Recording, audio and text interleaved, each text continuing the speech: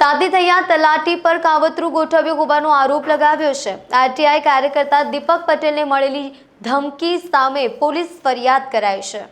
RTI activist દીપક પટેલ દ્વારા ગેરકાયદેસર road touch વાડ નાળા અને શંકાસ્પદ દેખાતા શક્તિ વજન કાંટા સામે યોગ્ય તપાસ માટે ફરિયાદ કરી તો ફરિયાદનો જવાબ ન મળતા માહિતી માંગી। માહિતીનો જવાબ ન મળતા આરટીઆઈ એક્ટિવિસ્ટે અપીલ કરી। અપીલ અધિકારી તાલુકા વિકાસ અધિકારી દ્વારા તલાટીને બોલાવી સુનાવણી રાખી માંગેલી માહિતી દીપક પટેલને વિનામૂલ્યે આપવા અને કરેલી ફરિયાદ સામે યોગ્ય નિકાલ કરવા હુકમ કર્યો ત્યારે તલાટીની ગેરકાયદેસર બિનકાળજી પોલ ખુલ્લી પડી ગઈ હતી।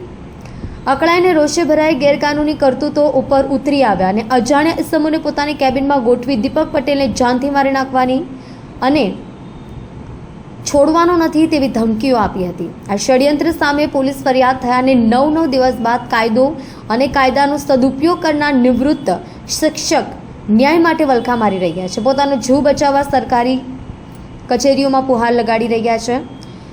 અહીં સવાલ એ થાય છે કે કથિત આરોપી સરકારી જમીન પર નાળા બાંધનાર, ધમકી અપાવનાર 6 ઈસમો, આરટીઆઈ કાયદો તોડનાર તલાટી, ટીડીઓના હુકમનું અપમાન કરનાર મુખ્ય ષડયંત્રકાર તાતીથૈયા ગામના વિવાદિત તલાટી માહિતી અધિકારી કોની સામે કાર્યવાહી થાય છે તે જોવું રહ્યું। મિત્રો, હું દીપક નિવૃત્ત શિક્ષક અને સૂચના અધિકાર માહિતી અધિકારી માટે કામ કરતો, જનહિતમાં કામ કરતો એક સામાન્ય નાગરિક છું। મેં સુરતમાં આવેલી એક ગેરકાયદેસર નાળો અને વજન કાંટા સામે ફરિયાદ કરી। મને કોઈ જવાબ ના મળ્યો। મેં માહિતી માગી, મને માહિતી ના આપી। હું અપીલમાં ગયો અને અપીલ અધિકારી તાલુકા વિકાસ અધિકારી પલસાણા પટેલ સાહેબે મારી ફેવરમાં જજમેન્ટ આપ્યું કે દીપકભાઈને બધી માહિતી તલાટીએ આપી દેવી જોઈએ, 200 પાના સુધી મફત આપી દેવી જોઈએ। એટલે તલાટી સાહેબ અકળાઈ ગયા। એ જ દિવસે મને ત્યાં બોલાવ્યો એમની કચેરીમાં અને મારી સાથે બહુ ખરાબ વર્તન કર્યું। મેં ટેલિફોનિક ટીડીઓ સાહેબને સમગ્ર જાણ હકીકત કહ્યું। ત્યાર પછી મારા ઘરે 2 કાગળ આવે છે કે 18 તારીખે અમને બોલાવવામાં આવે છે। હું એમની કચેરીમાં તાલુકા પંચાયત તાતીથૈયા, તાલુકો પલસાણા, જિલ્લો સુરતમાં જાઉં છું।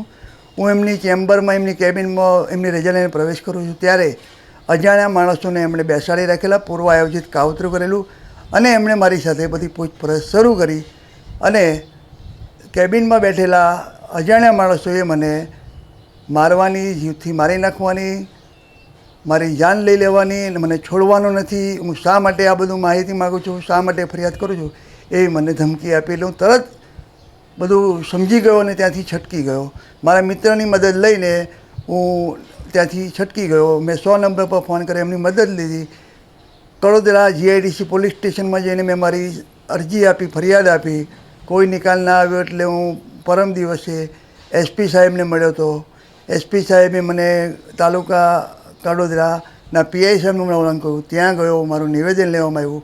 આજે 3 દિવસ થયા, કંઈ નથી। મારો જીવ ખૂબ જ જોખમમાં છે, મારા મિત્રોના જીવ જોખમમાં છે, મારે પરિવારનો જીવ જોખમમાં છે। એટલે આપના માધ્યમથી હું સારા ગુજરાતના તમામ આરટીઆઈ એક્ટિવિસ્ટ, શાંતિપ્રિય લોકોને, સરકારી અધિકારીઓને મારી નમ્ર વિનંતી કરું છું કે મારી ફરિયાદ પર તાત્કાલિક ધ્યાન આપવામાં આવે ને જે 5-6 ઈસમો હતા તલાટી સાહેબની ચેમ્બરમાં અને તલાટી સાહેબે જે કાવતરું ઘડેલું એમની સર કાયદેસર ગુનો દાખલ થાય। આજે પણ મને એવા સમાચાર મળ્યા છે કે હજુ સુધીમાં સામેવાળા ઈસમોને બોલાવવામાં આવ્યા નથી। તો મને ન્યાય ક્યારે મળશે?